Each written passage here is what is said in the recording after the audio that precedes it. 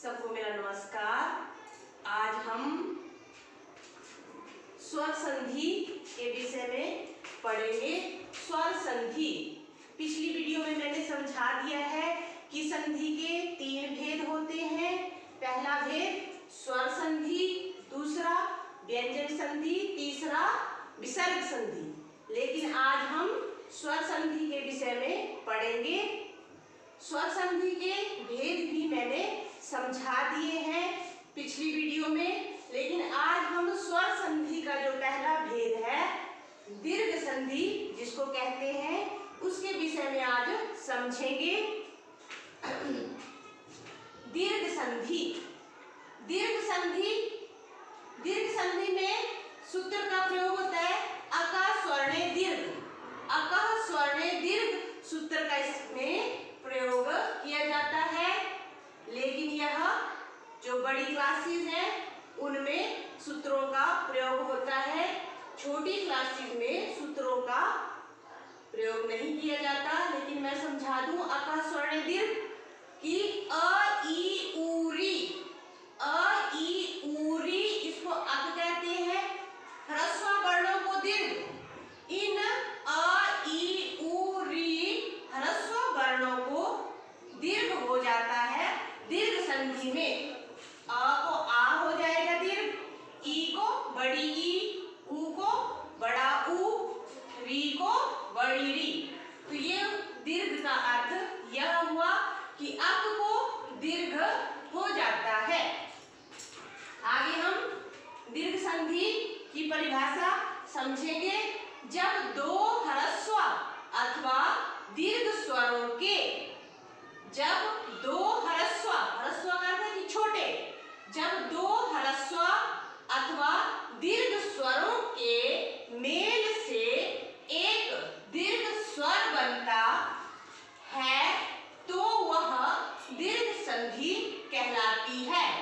कि जब यदि दो स्वर ह्रस्व हैं या उनके साथ दीर्घ स्वर है, जब ह्रस्व और दीर्घ स्वर आपस में मिलते हैं तो दीर्घ संधि होती है। इसको मैं अच्छी तरह से आपको उदाहरण देकर समझाऊंगी।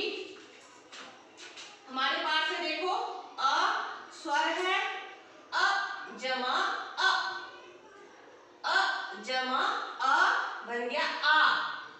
तो अब इसमें हम उदाहरण देखेंगे।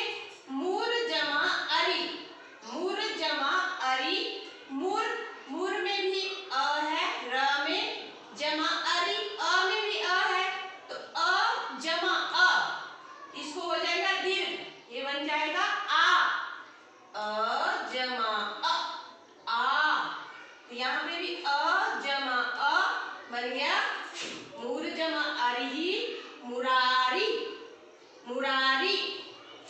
आगे देखेंगे अ जमा आ, यहाँ पे अ है छोटा, साथ में बड़ा आ है, तो इसको भी आ ही दीर्घ होगा। जैसे देव जमा आलय, देव में देखेंगे अ है लेकिन छोटा है, ह्रस्व अ है, लेकिन आलय में आ बड़ा है, तो अ जमा आ बन गया आ। देवालय, देव जमा आलय, देवालय। आगे है आ जमा आ, यदि दोनों तरफ बड़ा आ हो तब भी आ ही होगा, दीर्घ संधि ही होगी। जैसे महा जमा आशय, तो बनेगा महाशय। उसके बाद उदाहरण है ई जमा ई, छोटी ई मतलब ह्रस्व ई, ह्रस्व ई जमा ह्रस्व ई बन गया दीर्घ ई। कवि जमा इंद्रः, कवि, कवि में छोटी ई, यहाँ पर भी ह्रस्व ई, कवि जमा इंद्रः, कवींद्रः। उसके बाद है ई, ह्रस्व ई, उसके बाद दीर्घ ई, इसको मिला के बनेगा दीर्घ ई। उदाहरण है मुनि, मुनि में ह्रस्व ई है, यहाँ पर ईश में दीर्घ ई है, दोनों को मिलाएंगे तो दीर्घ हो जाएगा। मुनि जमा ईशः, मुनीशः, यहाँ पे विसर्ग भी लगेगी, मुनीशः। आगे हमारे पास दीर्घ ई जमा ह्रस्व ई बन गया दीर्घ ई।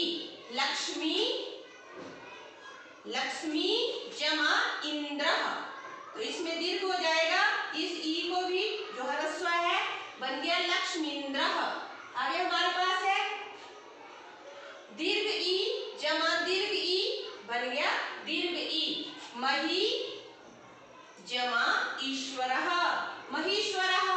उसके बाद समझेंगे हम, यहाँ पे भी स्वर है, देखो सब में स्वर भी, स्वरों को स्वरों से मिला रही हूँ। स्वर संधि का ये उदाहरण है जिसमें दीर्घ संधि, जो स्वर संधि का भेद है पहला दीर्घ संधि, उसको समझा रही हूँ। उ जमा उ, ह्रस्व उ जमा ह्रस्व उ, दीर्घ उ। भानु जमा उदयः, भानुदयः। आगे ह्रस्व उ जमा दीर्घ उ, ऊ बन गया दीर्घ ऊ, दीर्घ संधि हो गई। लघु जमा ऊर्जा, लघु ऊर्जा, ये बड़े ऊ की मात्रा लगाई है हमने यहाँ पे, लघु ऊर्जा। दीर्घ ऊ जमा ह्रस्व ऊ, आगे संधि होगी तो दीर्घ ऊ। चमू जमा ऊपरी बन गया चमूपरी, दीर्घ ऊ जमा दीर्घ ऊ, तो यहाँ पे दीर्घ ही होगा। चमू जमा ऊर्मी, चमूर्मी। री जमा री, यहाँ बोला ना आप अ ई ऊ री, इनको ह्रस्व को दीर्घ होगा, तो री जमा री दीर्घ री। मातृ जमा ऋणम, मातृणम, यहाँ पे हमने दीर्घ कर दिया। आपने कहीं देखा होगा कि यहाँ पे इस तरह की मात्राएं लगाई होती हैं तो वह दीर्घ री होता है।